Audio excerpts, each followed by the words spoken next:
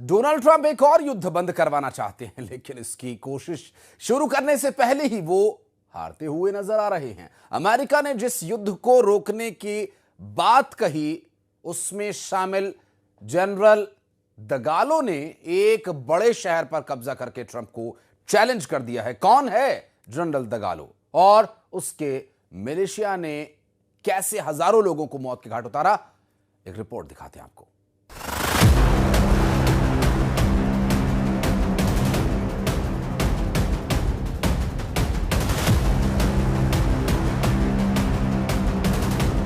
इस युद्ध में 1.5 लाख से ज्यादा लोग मारे जा चुके हैं।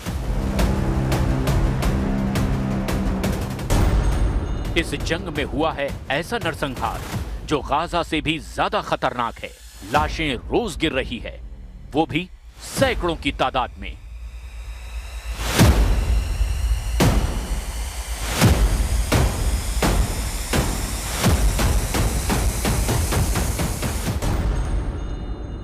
इस युद्ध में जनरल दगालो दे रहा है डोनाल्ड ट्रंप को खुला चैलेंज, दम हो तो इस जंग को खत्म करके दिखाओ।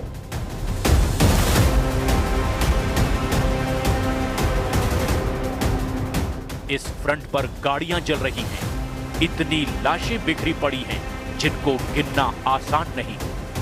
रोज सड़कों पर लोग मारे जा रहे हैं।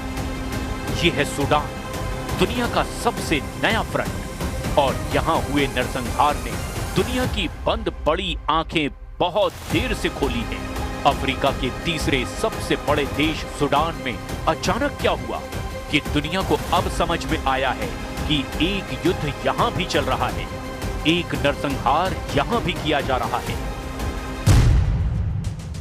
क्योंकि जब यूक्रेन में रूस का वो युद्ध जारी है जिसमें ज़ेलेंस्की रोजाना जमीन खोते जा रहे हैं, जब गाजा में हमास और इजराइल का युद्ध विराम सुई की नोक पर टिका हुआ है, लेबनान, सीरिया जैसे फ्रंट के साथ यमन पर किसी भी वक्त इजराइल के बंकर बस्टर बम गिरने लगते हैं।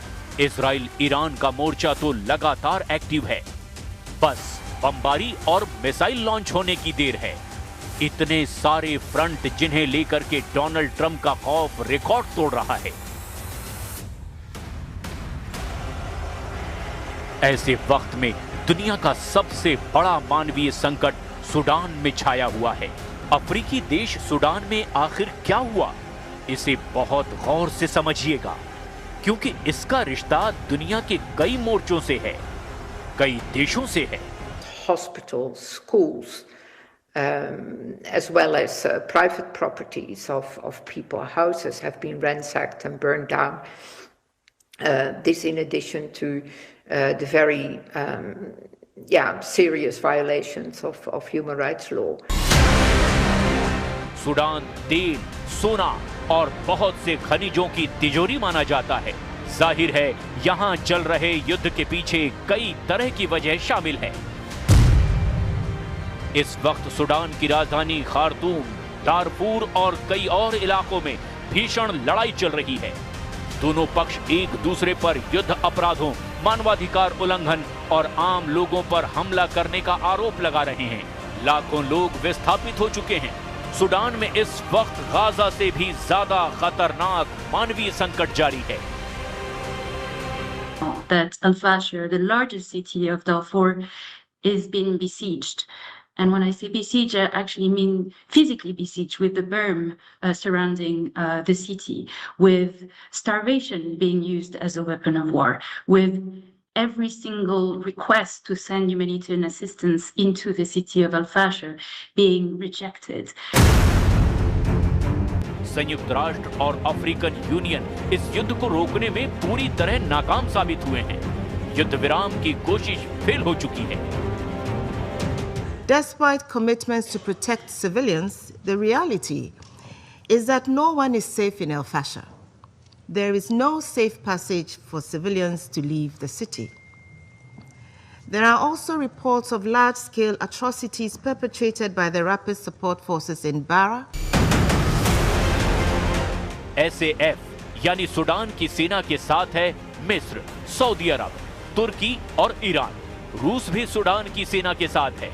एसएएफ के जनरल बुरहान को इस युद्ध में सबसे ज्यादा मदद मिस्र और सऊदी अरब से मिल रही है। वहीं रैपिड सपोर्ट फोर्स के जनरल दगालो के साथ है यूएई यानी संयुक्त अरब अमीरात, जो जनरल दगालो को सबसे ज्यादा हथियार सप्लाई कर रहा है, फंडिंग कर रहा है, रणनीति भी वही बना रहा है। इसके अलावा युगांडा, चाड, लीबिया और दक्षिण सूडान भी आरएसएफ के साथ है। सबसे खराब हालत पश्चिमी दारफुर के हैं। यहां पर आरएसएफ की चढ़ाई ने सूडान की सेना में खलबली मचा दी है। यहां मौजूद लाखों लोगों को डर है कि जनरल दगालो की फोर्स आरएसएफ उनका भी वही हाल करेगी जो सूडान में बाकी जगह किया गया है। Rivals report of widespread ethnically and politically motivated killing, indiscriminate violence affecting in particularly the most vulnerable. We have accounts of people with disabilities who were executed, who were killed as they were unable to flee. But we also hear people that are trying to leave the city. अब ये समझने की जरूरत है कि Sudan में हो रहे नरसंहार में दोनों कमांडरों को जो मदद मिल रही है, उसमें उनको अरब देश की मदद मिल रही है। तुर्की और ईरान भी एक पक्ष के साथ हैं। सऊदी अरब के क्राउन प्रिंस मोहम्मद बिन सलमान हो या फिर तुर्की के राष्ट्रपति एर्दोआन, ईरान के सर्वोच्च नेता अली खामनेई हो या फिर व्लादिमीर पुतिन, क्योंकि सूडान की सेना के साथ अब रूस भी खड़ा हुआ नजर आ रहा है। जबकि यूएई के राष्ट्रपति शेख मोहम्मद बिन जायद अल नहयान आरएसएफ के साथ हैं। आरएसएफ पर ही इस वक्त सबसे ज्यादा खून खराबे का आरोप है। आरएसएफ पर दारफुर के लोगों के घर जलाने, मेडिकल कर्मियों की हत्या और सुरक्षित जगह के लिए भाग रहे लोगों पर फायरिंग का भी इल्जाम है। कुल मिलाकर ये जंग अब सूडान से भी ज्यादा अरब देशों का अखाड़ा बनती हुई नजर आ रही है। Protection concerns and the protection needs are tremendous. We see constant violations of international human rights law, of international humanitarian law.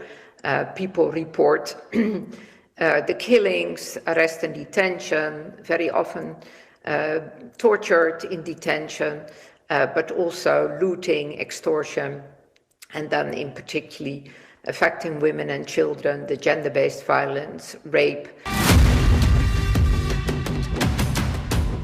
इसमें कोई शक नहीं कि एसएएफ और आरएसएफ के बीच चल रही हुकूमत पाने की जंग ने सूडान को मौत, भूख और बर्बादी के अंधेरे में धकेल दिया है। अल-फाशर में 300 महिलाओं के साथ दरिंदगी की गई, जबकि लाखों लोग खाने के लिए तड़प रहे हैं। लोग जानवरों की खाल और उनका चारा खाने तक को मजबूर हो गए हैं।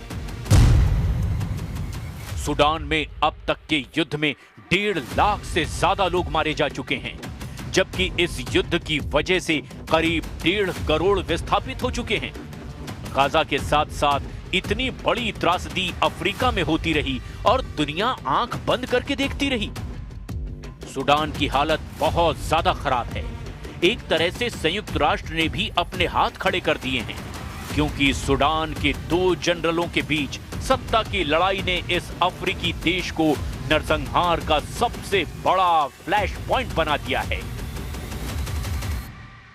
Given the cataclysmic violence in Al-Fashir, states, especially those who have influence over the parties to the conflict, are put on notice that unless they act quickly and decisively, there will be more of the carnage and bloodshed and the atrocities that we have already witnessed. The Security Council's arms embargo is clear. The provision of continuing military support to sustain parties committing serious violations must stop. ऐसे में Sudan के युद्ध में दोनों general Trump को challenge कर रहे हैं कि दम हो तो इस जंग को खत्म करके दिखाओ, क्योंकि सूडान में चल रहे गृह युद्ध में अब तक 1.5 लाख से ज्यादा लोग मारे जा चुके हैं। इस जंग में ऐसा नरसंहार हुआ है जो गाजा से भी ज्यादा भयानक है, खतरनाक है। लाशें रोज गिर रही है, वो भी सैकड़ों की तादाद में। जब 2023 में सूडान की सेना और आरएसएफ के बीच युद्ध शुरू हुआ था, तब अमेरिका ने अपने नागरिकों को वहां से फौरन निकाल लिया था। खार्तूम दूतावास भी खाली करा लिया गया था। लेकिन अब यहां चल रही जंग ट्रंप के लिए बड़ा तनाव बन सकती है अगर उन्हें इसकी फिक्र सता रही हो। लेकिन गाजा में युद्ध विराम करवाकर ट्रंप 8 जंग बंद करवाने का दावा कर चुके हैं। ऐसे में सवाल यह है कि सूडान में उन्हें किस बात का डर है। वैसे सूडान को लेकर ईसाई धर्मगुरु पोप लियो भी फिक्र जाहिर कर चुके हैं। Cari fratelli e sorelle, con grande dolore seguo le tragiche notizie che giungono dal Sudan, in particolare dalla città di El Fasher, nel martoriato Darfur settentrionale. Sudan की 5 करोड़ की आबादी में 1.5 करोड़ विस्थापित है। 2.5 करोड़ लोगों के सामने खाने पीने का संकट है, या यूं कहें कि आधा देश ही भूखमरी झेल रहा है। लेकिन सूडान के 2 जनरल एक दूसरे को खत्म करने के लिए अब पूरी तरह से बेकरार हैं।